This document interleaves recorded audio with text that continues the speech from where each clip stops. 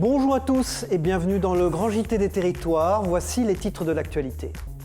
L'ouverture des commerces, la réouverture des commerces avec les annonces du président de la République. La France souffle de nouveau. Ces commerces vont pouvoir ouvrir leurs portes. Emmanuel Macron a annoncé un plan en 3 étapes d'ici au 15 janvier. On y revient dans un instant.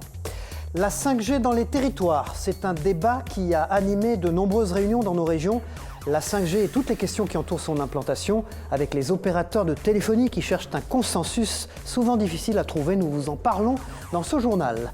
Autre titre, la plateforme solidaire en Nouvelle-Aquitaine, où l'Agence de l'alimentation avait mis en place une plateforme solidaire depuis mars dernier pour permettre aux producteurs de la région de trouver des débouchés pour leurs produits de saison.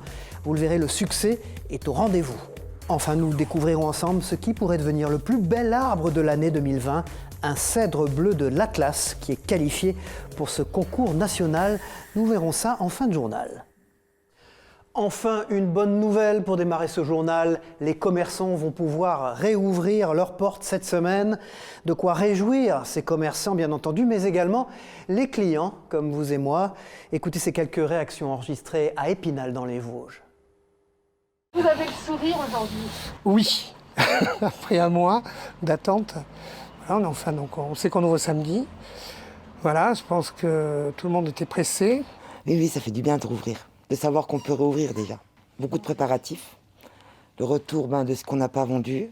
Après, on reçoit la nouvelle collection, donc il faut mettre en place. Et puis un changement de tout le magasin et préparer aussi avant les fêtes, quoi. Alors c'était plutôt une très bonne nouvelle pour nous les coiffeurs, les esthéticiennes, parce qu'on attendait cette date vraiment avec impatience. On était tous en Zoom avec les équipes en se disant croisons les doigts pour qu'on réouvre cette semaine. Là maintenant c'est toute une organisation avec les rendez-vous, parce qu'en fait avec les nouvelles réglementations où on dispose de 8 mètres carrés par client, donc c'est 2 fois plus de place, donc 2 fois moins de clients, ça va être compliqué. On se sent vraiment délaissé, vraiment par les mesures qui sont prises. Comme on l'avait expliqué, moi ça fait 4 mois, j'ai 4 mois d'existence et c'est très dur. C'est très dur en tant que jeune restaurateur. Autre réaction cette fois qui sont bien entendu moins positives, celle des stations de ski. Vous le savez, le président de la République a laissé entendre qu'elles ne pourraient pas être ouvertes pour les fêtes. Une concertation a lieu en ce moment même. Voici leur réaction au micro de 8 Mont-Blanc, nos confrères sur place. À Courchevel, cela faisait déjà quelques semaines que les professionnels de la montagne se préparaient à une réouverture prochaine. Suspendu à l'allocution d'Emmanuel Macron, Pascal de Tiercent, directeur de la Société des Trois-Vallées, découvre en même temps que plusieurs millions de Français les nouvelles annonces. Mais après quelques minutes, c'est un coup de massue. Les stations ne devraient pas réouvrir avant mi-janvier. C'est la douche froide parce que on a fait, que ce soit au niveau de l'entreprise, au niveau des stations, on a beaucoup travaillé pour pouvoir justement proposer des protocoles, proposer des façons de travailler qui soient compatibles avec une ouverture à Noël. Et aujourd'hui, à travers les mots du président, on sent que c'est peut-être pas le cas. Au lendemain des annonces, les commerçants, eux aussi, sont amers. Après une courte nuit passée à réfléchir à une réorganisation de son activité, Patrick Lepedry, gérant de plusieurs boutiques à Courchevel et représentant des commerçants, a tenu à réunir ses employés. Ce matin, c'est un sentiment d'injustice qui l'anime. Sentir qu'on est les seuls à rester fermés alors que toutes les autres activités vont être ouvertes, des activités où les gens vont se retrouver bien plus confinés et bien plus les uns avec les autres qu'en montagne, où les gens sont sur les pistes, sont loin les uns des autres. Ça fait effectivement très très mal. Oui. Un peu plus haut au col de la Lauze, ce restaurateur est lui aussi désemparé. S'il ne s'attendait pas à réouvrir son restaurant, il espérait toutefois une ouverture prochaine de la station. Il avait d'ailleurs réfléchi à des offres de pique-nique à emporter. Le gros de la saison est foutu, sachant quand même que le mois de décembre, c'est une grosse partie.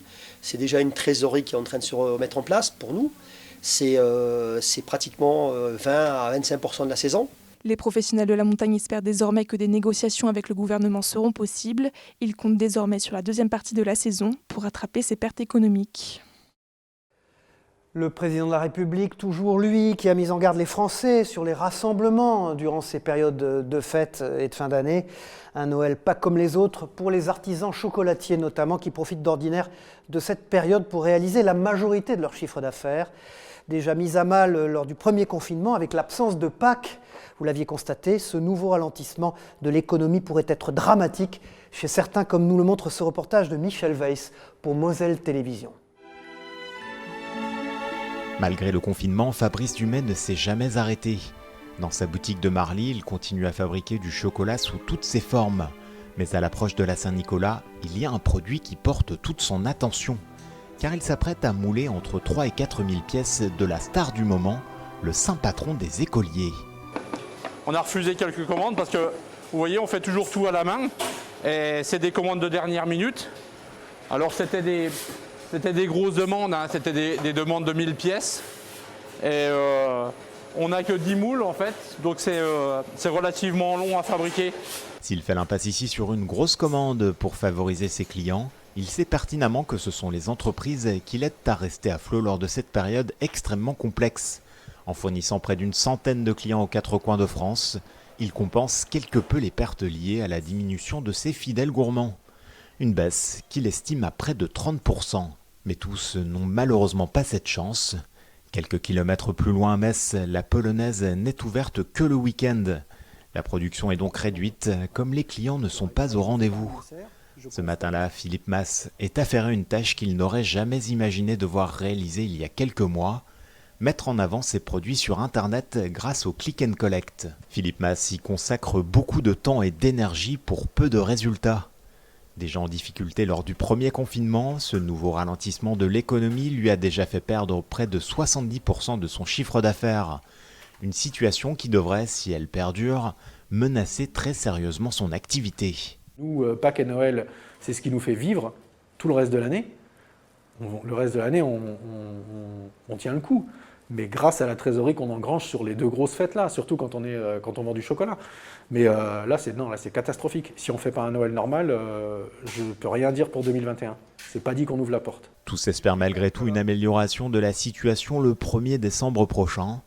Sauver la période des fêtes sera donc déterminante pour l'économie de ces artisans, à plus forte raison lorsque l'on sait que plus de 30 000 tonnes de chocolat sont vendues en France chaque année.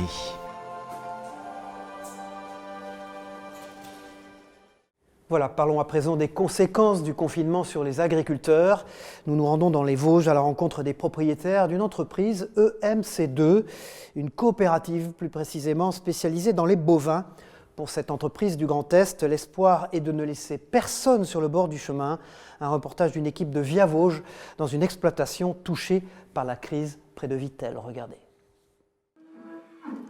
Une visite au moins une fois par mois. Cette exploitation dans la plaine des Vosges est suivie de près par une coopérative régionale qui doit faire face, tout comme les éleveurs, à une situation inédite. La filière de la viande bovine est très impactée par la crise sanitaire, notamment par la fermeture des restaurants. Ça fait 10 ans que je suis à la coopérative, non, j'avais jamais connu ce genre de problème. C'était plutôt, on va dire, fluide. Un certain nombre d'animaux, en particulier les jeunes bovins que l'on a là, perdent de leur valeur au 24e mois de leur date d'anniversaire. Donc on a mis en place une logistique pour permettre de ramasser les animaux qui risquaient de passer l'âge fatidique. Ces jeunes bovins partent au compte-gouttes au lieu d'être gérés en lot habituellement, ce qui engendre des surcoûts de transport et logistique, surcoûts également et surtout pour les éleveurs. Ça a des conséquences quand même importantes sur les exploitations, parce que le fait de garder les animaux plus longtemps, donc ça consomme de l'alimentation. Il faut savoir que dans nos régions, on est à la 3e ou 4e année de sécheresse, donc qui a complètement amputé nos stocks. Aujourd'hui, on est sur des stocks vraiment limites. Et la deuxième conséquence, c'est la trésorerie des exploitations, parce que plus vous attendez pour faire partir, moins elle est sourante. Une avance de trésorerie à taux zéro a été mise en place par la coopérative EMC2 pour soutenir la filière, qui vit aussi grâce à des lots contractualisés avec des restaurants de fast-food. Prix bas, difficulté d'écoulement, la filière souffre mais concentre ses efforts sur la production d'une viande de moins en moins destinée à l'export. Les grandes surfaces ont, semble-t-il, saisi le message du soutien aux éleveurs français, mais d'autres territoires restent à conquérir. Les cantines scolaires avancent bien vers une consommation plus locale, plus française. Mais il y a encore plein d'autres pans d'activité, l'armée, les hôpitaux, les maisons de retraite, qui pourraient consommer encore plus français. La relance de la filière qui passera donc aussi par les choix de consommation de chacun une fois la crise sanitaire terminée. Je vous le disais dans les titres, l'Agence de l'alimentation Nouvelle-Aquitaine avait mis en place une plateforme solidaire pour permettre aux producteurs de la région de trouver des débouchés pour leurs produits de saison, comme les fraises ou les asperges, et aux habitants, bien sûr, de consommer local. Et c'est un grand succès, puisque 400 000 personnes se sont connectées sur ce site. Regardez les explications de TV7, la chaîne du groupe Sud-Ouest sur place. Née en 1963, la SICA maraîchère des Innes est une coopérative de 10 producteurs de fruits et légumes du nord-ouest de la métropole, mais elle commercialise la production d'une quarantaine d'autres producteurs des départements limitrophes, essentiellement auprès de la grande distribution, mais depuis une quinzaine d'années, elle a développé la vente aux particuliers, notamment sous forme de livraison de paniers, une activité amplifiée par le confinement. Son inscription dès le mois de mars sur la plateforme solidaire de l'ANA lui a permis de mieux se faire connaître et d'attirer de nouveaux consommateurs. Ça se voit sur le pourcentage, voilà, nos répartitions de vente. Cette année, on va faire autour de 18 ou 20% de vente directe, alors qu'habituellement, on tournait autour de une petite dizaine de pourcents. 1800 producteurs sont aujourd'hui accessibles sur cette plateforme dans toute la région. À partir de votre géolocalisation, vous allez avoir autour de vous les producteurs avec les produits qui vous livrent où vous pouvez retirer des produits dans des points de retrait. Si le succès de la plateforme est un peu retombé à la fin du premier confinement, elle reprend aujourd'hui du service avec quelques nouveautés. L'offre s'est largement améliorée et on vient d'ouvrir la plateforme aux restaurateurs pour les aider parce que je pense qu'ils vont être fermés assez longtemps et tous les restaurateurs qui proposent des produits en livraison ou en click and collect pourront s'inscrire sur la plateforme. Ça va les aider, ça peut les aider, ça fera pas tout, mais je pense que les gens seront sensibles à ça aussi.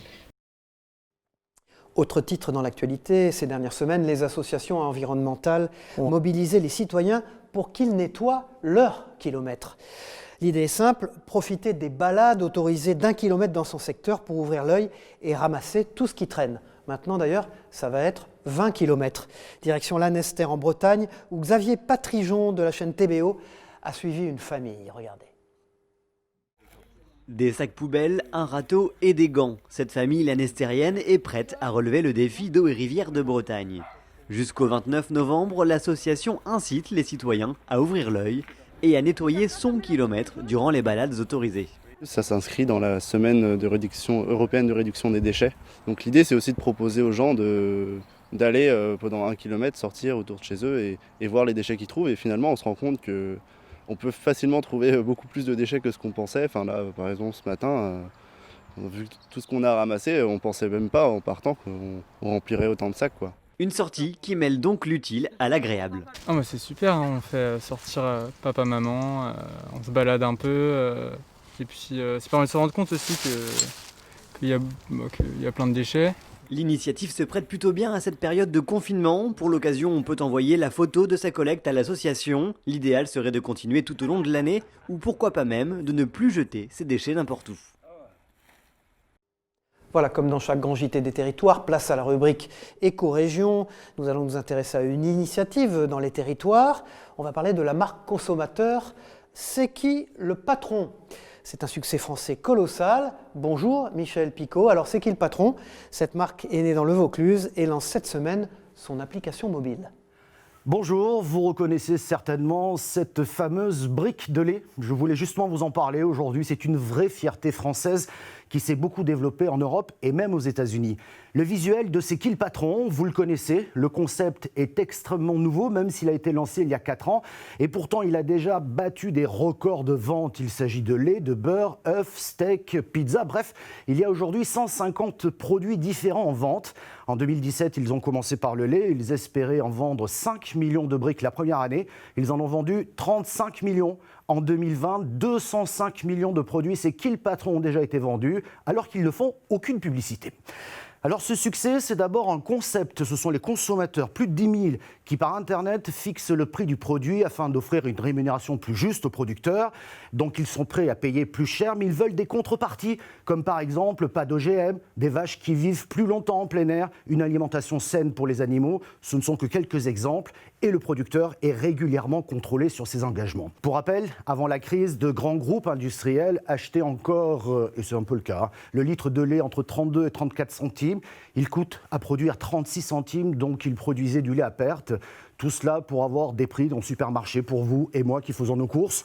Chez C'est qui le patron, on achète le lait 40 à 42 centimes le litre. Le producteur peut en vivre et même partir en vacances. Merci Michel Picot, rendez-vous dans un prochain Grand JT des Territoires pour une nouvelle rubrique Éco-Région. Voilà, un coup de cœur maintenant dans le Grand JT des Territoires. Ce coup de cœur nous vient d'Occitanie, grâce à Milton, d'habitude coiffeur en salon, qui a décidé de venir donner un coup de peigne aux sans-abri. Il s'est installé sur la place de la Comédie à Montpellier. Ce coiffeur, qui est aussi un influenceur, espère qu'il pourra inspirer d'autres personnes à venir aider les sans-abri. Un reportage de nos confrères sur place de Via Occitanie, regardez. C'est le genre d'initiative qui fait chaud au cœur. Milton, d'habitude coiffeur en salon, a décidé de venir donner un coup de peigne aux sans-abri. Il s'est installé ce week-end, place de la Comédie à Montpellier. Voilà, du coup, sur tout mon matériel, du gel hydroalcoolique et la lotion désinfectante. Ils auront la même prestation qu'en salon. Les volontaires ne manquent pas et c'est Christophe, 48 ans, qui s'aventure en premier. Tu lui coiffes vers l'avant ? Comme ça ? Christophe qui n'a pas eu l'occasion de se faire couper les cheveux depuis 6 mois. On va se mettre la tête bien droite ? Ouais, super. C'est génial d'avoir des gens qui prennent soin de nous, qui parlent avec nous et qui s'occupent de nous. Ça vous touche ? Ah ouais, ça me touche bien sûr.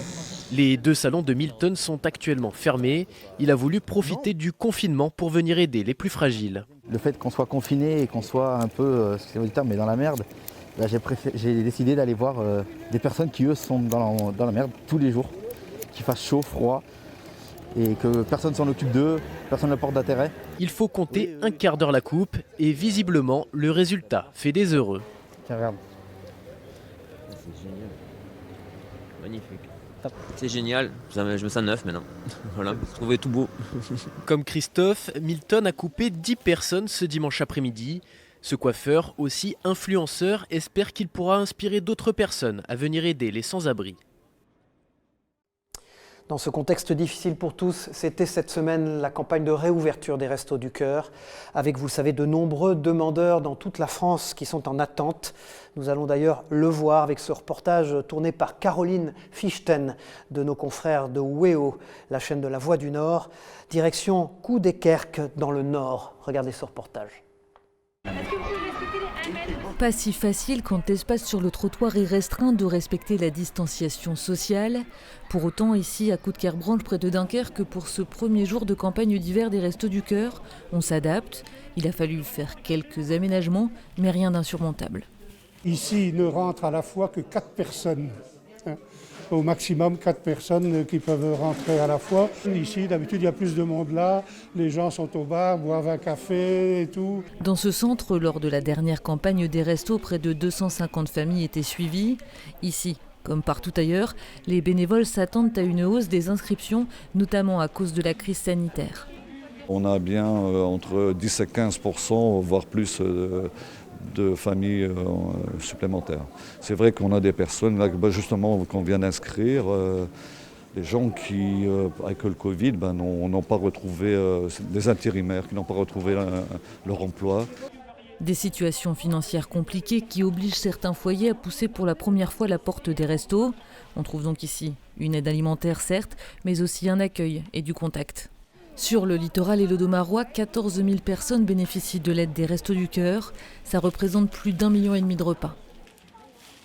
Vous le savez peut-être, cette semaine, c'est la ville de Nice qui a été la première à lancer cette nouvelle technologie de 5G. Depuis quelques jours, les opérateurs se lancent à l'assaut des autres territoires. Entre-temps, la population souhaite lancer des débats un peu partout sur cette nouvelle technologie qui fait parfois peur. Direction La Roche-la-Molière et Saint-Éan dans la Loire, où nos confrères de TL7 ont assisté à ces rencontres. Regardez. Dans ce quartier de Roche-la-Molière, des pancartes fleurissent dans les jardins. Elles dénoncent l'installation prochaine d'une antenne 5G sur ce terrain privé à quelques mètres des habitations. Jérôme Touet est responsable informatique depuis 25 ans. Il s'inquiète des conséquences de la 5G sur la santé. Il y a une école à 200 mètres, une autre antenne qui est à 300 ou 400 mètres. Compte tenu qu'il faut des antennes de plus en plus rapprochées pour la 5G, il va y avoir des antennes de partout. Et on voudrait savoir vraiment s'il n'y a pas de danger. Aujourd'hui, on n'en sait rien. Au mois d'août, l'opérateur téléphonique a pris contact avec la mairie. C'est obligatoire pour chaque antenne. On appelle ça un dossier d'information du maire. Mais il ne peut pas refuser le permis de construire. On a refusé que ce soit sur les terrains communaux. Et dès qu'un propriétaire privé signe un contrat avec un opérateur, moi j'envoie immédiatement un courrier aux riverains pour leur signaler qu'il y a quelque chose qui se fait. Depuis son jardin, Émilie a vu sur ce pylône. Son collectif rassemble une trentaine d'habitants. Elle espère que l'antenne n'émettra jamais. Au départ, on nous a bien dit que l'installation de l'antenne c'était en 4G. Voilà, mais aujourd'hui on ne sait pas, on n'a pas d'informations sur ce sujet. Donc on est en attente. Est-ce que la 5G ne sera pas finalement la prochaine crise sanitaire Aujourd'hui on a la Covid, mais peut-être que dans 5-10 ans, ce sera peut-être la prochaine crise sanitaire. D'ici 2022, les opérateurs doivent implanter 3000 nouveaux pylônes en France dans le cadre du développement de la 5G. Les propriétaires de terrains sollicités toucheraient entre 7 000 et 15 000 euros par an. Nous partons en Normandie maintenant, plus précisément à Dieppe, pour le projet de construction d'un centre océanographique qui se poursuit avec une ouverture prévue en 2023 au grand public. Il deviendra l'un des plus grands d'Europe et le futur aquarium normand se mobilise dès à présent pour la sauvegarde des espèces en signant des conventions pour restauration des ressources naturelles. LCN, la chaîne normande, nous présente ce projet. Regardez. La société AquaInvest assure avoir reçu toutes les autorisations pour envisager la construction d'un centre océanographique à Dieppe, en Normandie, avec la livraison en 2023 d'un bâtiment de haute qualité environnementale. Le centre océanographique de Dieppe est un projet environnemental dans sa conception, dans sa philosophie. C'est un projet de territoire et quand on parle de développement durable, on essaie effectivement de focaliser autour de ce site de façon à créer des interactions humaines, techniques et bien sûr liées à la transition écologique. Les clients auront la possibilité de voir un élément phare du site qui sera la fosse à plongée de plus de 50 mètres. Quelques chiffres, donc on sera sur 17 000 m². On pourra y voir 1400 espèces aquatiques des différents océans, des mers, des lacs et des rivières. Cet aquarium va présenter des espèces qui seront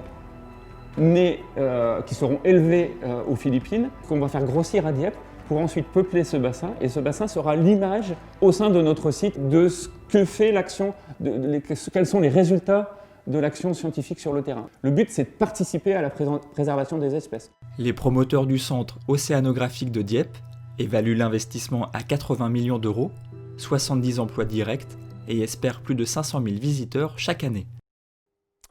Je vous le disais dans les titres, on prend la direction de Montesson maintenant, dans les Yvelines, où un arbre de cette commune pourrait devenir le plus bel arbre de l'année 2020.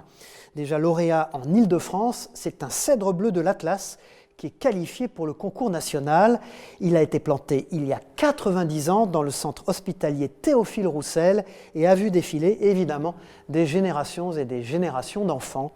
Un reportage de Michael Elmidoro et de Romain Ruspini pour TV78. Regardez. Il est en course pour devenir l'arbre de l'année 2020. Ce cèdre bleu de l'Atlas, enraciné dans le centre hospitalier Théophile Roussel de Montesson, fait partie des 14 finalistes nationaux. Cet arbre qui mesure 12 mètres de haut a été planté avant la Seconde Guerre mondiale dans le parc de cette ancienne maison de correction pour garçons. Il a vu passer des générations d'enfants en 90 ans d'existence. Ils ont profité de cet arbre, ils ont vu cet arbre, ils lui ont sûrement confié des secrets, ils ont grimpé dans l'arbre. C'est un lieu de vie, de passage. Voilà, c'est pour ça qu'on l'a lancé dans cette aventure du concours de l'arbre de l'année. Cette histoire a séduit le jury. Aujourd'hui, le site est devenu un établissement de santé mentale et l'arbre a vu les années défiler. Il porte sur son tronc et ses branches les stigmates du temps, conséquence du gel et des sécheresses d'une mini-tornade en 2016 ou encore de la fameuse tempête de 1999. Il a perdu au moins 5 mètres au niveau de la cime, quand il y a eu la tempête. Et donc maintenant, on a 12,50 m au lieu des presque 18 mètres qu'il avait au départ. Avec une circonférence que l'on a pu mesurer avec les services techniques et les espaces verts de 3,50 m de circonférence. Le Cèdre Bleu compte à ce jour plus de 1250 signatures. Il est pour l'instant en 6e position sur 14. Si vous voulez le soutenir, vous pouvez voter jusqu'au 5 janvier. Voilà, et puis je signale dans la rubrique Médias des territoires cette opération du courrier Picard qui aura lieu le 3 décembre prochain. Une opération liée à la crise sanitaire qui bien sûr remet en cause tout l'écosystème, oblige les économies à se réinventer et même à anticiper le monde d'après. Eh bien, le courrier Picard réunira les décideurs, les organisations syndicales qui se mobilisent pour aider les entreprises à rebondir et à repenser l'économie de demain. Ce jeudi 3 décembre, une table ronde exceptionnelle sera organisée par les équipes de Mickaël Tassard, le rédacteur en chef du courrier Picard, à l'issue de laquelle vous pourrez poser toutes vos questions. Toutes ces informations sont à retrouver sur courrierpicard.fr. Il y aura des représentants du MEDEF, de la CPME, de la CCI d'Amiens Picardie, de la Chambre des métiers et de l'artisanat, ainsi que l'économiste Jacques de Larosière et le président de la région des Hauts-de-France, Xavier Bertrand, lors de ce grand débat sur ce thème: réinventer l'économie, rendre les entreprises plus agiles. Voilà, saluons cette opération du courrier Picard, partenaire du Grand JT des territoires. C'est la fin de ce journal. Merci de nous avoir suivis sur vos chaînes locales et régionales et sur TV5 Monde, le Grand JT des territoires en partenariat avec la presse quotidienne régionale. Merci à tous et à très vite. Au revoir.